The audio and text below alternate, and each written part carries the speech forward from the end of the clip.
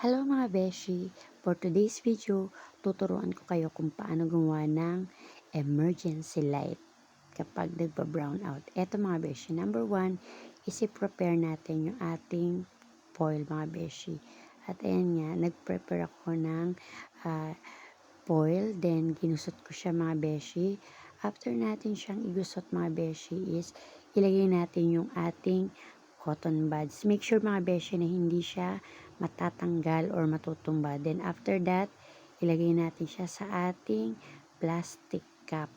At isure din natin na hindi siya matutumba. Yan. After that mga beshi, ilagay natin ang ating water. Dapat mga beshi yung tama lang.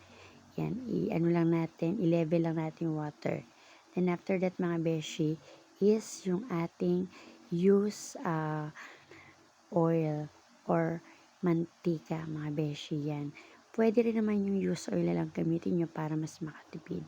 At after nyan mga beshi, okay na siya.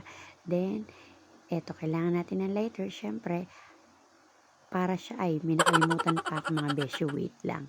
Dapat lagyan natin ng mantika yung cotton buds mismo. Yan. At okay na mga beshi. At ngayon ay sisindihan na natin siya. Ayan na siya mga beshi. Antayin lang natin din. After that, meron na tayong emergency light. At super safe nito mga beshi. Hindi kayo magwo-worried. At ayan na nga. Meron na tayong emergency light. Hindi natin kailangan gumastos ng malaki para magkaroon ng emergency light. Thank you mga beshi. God bless.